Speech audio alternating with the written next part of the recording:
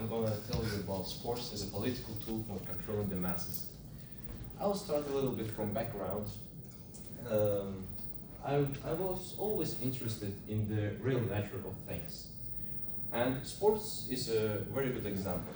Like, I want to ask you a question. How many of you like actually watching football, like League of Champions and stuff? Yeah, okay. Well, a lot of my friends, they do like watching football and they're really big fans of football and they spend a lot of time on it. But football is actually is a part of big sports, and I'm gonna tell you how the sports can be used for controlling the masses. First, as a distractor from the real socio-economic issues. Second, as a tool for propaganda. And third, as a tool for dividing people. And let's go one by one. Stadium lights blind us from injustice. Sports is distraction and from political and social issues. So, this concept has emerged in ancient Rome, and it was named the bread and circuses concept. And when the, let's say, collapse of the Roman Empire was near, the government started providing their people with bread and circuses.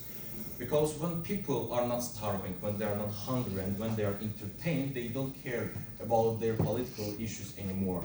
They just stop thinking about it, and they just don't want to leave their cozy zone. They want to stay in it.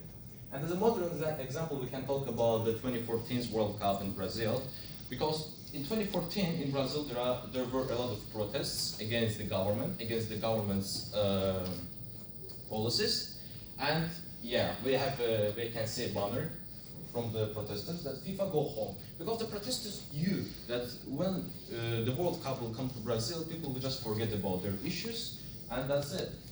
But World Cup came to Brazil, it has ended, and of course everyone forgot about the issues that they had in government. Also, sports as a distractor can be reflected in social media, when social media does not reflect the news of the political and socio-economic issues anymore, but rather it mainly focuses on the sports. Like here I've made the image, it's from ChatGPT. Here you can see that a lot of people are watching all the sports, they don't care about, you see, the disasters that are taking place on the background. So this is actually the interpretation. So, and as a modern example, we can talk about Football World Cup in Qatar in 2022, because as we know, 2022 is a year of big crisis for the world, and it all began after the Russia invaded Ukraine, and it led to crisis all over the world, in USA, in Europe, in Russia itself. And after the World Cup started, just social media just stopped telling any news about crisis or war. They mainly focused on how Messi won actually the World Cup. A flag on the podium is proof of superiority. This one is interesting actually, that big sports were used in different countries as a tool for showing their superiority, that they are better than others. And the best example here is the Olympic Games of 1936 in Berlin.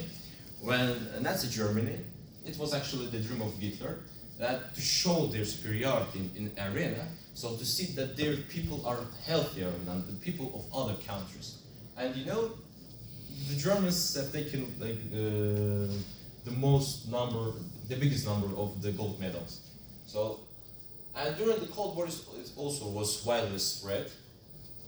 When there was a rivalry between the USA and the Soviet Union, they tried to show off in front of the world that their people are more healthier than people, for example, in Soviet Union are healthier than people in USA. And I actually have a source, it's according to Young, yeah, he said that Soviet Union actually used sports mostly as a political tool. Fun was entertained, but who really benefits? Sports are also a widely spread tool for dividing people, because when people create a huge mass, they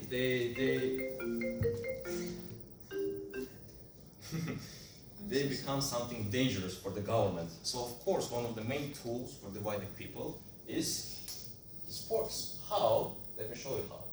This is the fight between the fans of Russian clubs Zenit and Spartak. This is fight between the fans of the clubs Manchester United and Manchester City. So here basically we can see how people, just based on the preferences in the clubs, in their football team, starting hating each other, which is actually beneficial for the government because they cannot create a huge mass anymore. Oi. Look wise. Look back. Yeah. And to conclude, I want to say that next time when you cheer for your favorite team, just consider, aren't you just a part of a huge system, or you're just doing it for fun? That's it. I actually had reference part here, but I think that's not, like, I resubmitted it.